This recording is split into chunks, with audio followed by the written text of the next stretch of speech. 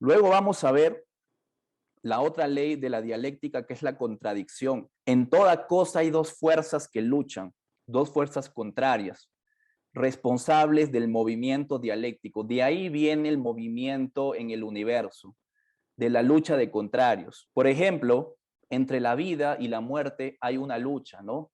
Cuando nacemos, la fuerza de la vida se impone, pero cuando van pasando los años, la fuerza de la muerte se termina imponiendo.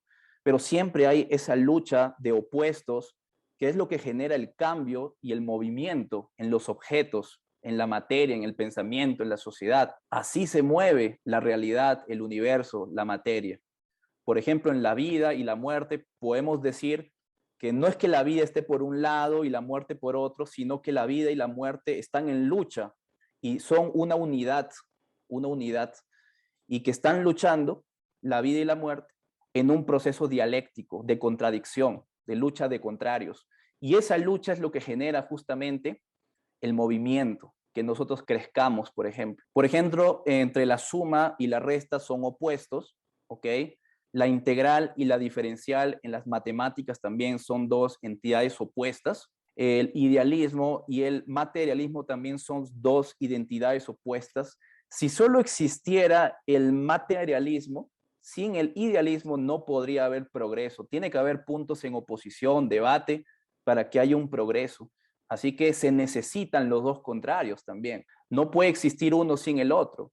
Por ejemplo, en la física hay la electricidad positiva y la electricidad negativa. La doctrina de Pavlov sobre la actividad nerviosa superior se funda en el análisis de contradicciones tales como la excitación y la inhibición, es decir, de contrarios, sin los cuales no hay actividad psíquica normal posible. Entonces, la actividad nerviosa depende de la excitación y la inhibición. Si no, no hay actividad psíquica normal posible. Entonces, las ciencias van comprobando el materialismo dialéctico, lo van comprobando. Cada vez que avanza se comprueba más esto. Proletariado y burguesía también. Yo les pregunto a ustedes, ¿podrá existir la burguesía sin el proletariado? No podría existir, ¿ok? Igualmente, el proletariado existe porque hay burguesía. La burguesía necesita al proletariado para existir. No puede existir sin el proletariado, pero los dos están en lucha, lucha de dos entes opuestos, y los dos forman una síntesis, ¿ok? Perfecto. Quien intente destruir a uno de los contrarios destruirá también al otro y por lo tanto acabará el movimiento. Entonces, en la lucha de opuestos, si no hay un opuesto, se acaba el movimiento. Bueno, esto lo podríamos condensar siguiendo las ideas de Hegel, de Kant y de Marx. Podríamos condensarlo en lo que se llama la triada dialéctica, ¿no? Tesis, antítesis y la síntesis. Vamos a ver cómo se configura este movimiento dialéctico en esta triada. Por ejemplo, el agua. Si yo digo el agua es líquida, esa es mi tesis. El agua es líquida es mi tesis. Y luego viene otra persona y me dice, no, falso.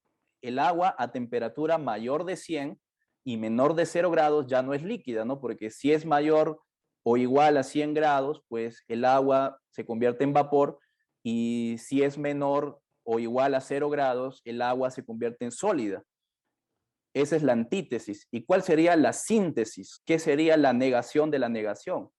La síntesis sería el agua es líquida a temperatura mayor a 0 y menor de 100 grados. O sea, el agua solo es líquida a temperatura mayor que 0 y menor que 100 grados. Esa sería la síntesis, ¿no?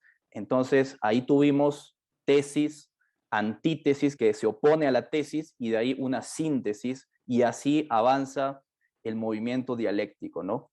Por ejemplo, en el huevo con la gallina, podríamos decir que la tesis es el huevo que se afirma a sí mismo, pero dentro contiene a su antítesis. O sea, dentro del huevo está el pollito, que es la antítesis, y va luchando la tesis con la antítesis, van luchando como fuerzas opuestas, y después da un salto y gana la antítesis, ¿ok?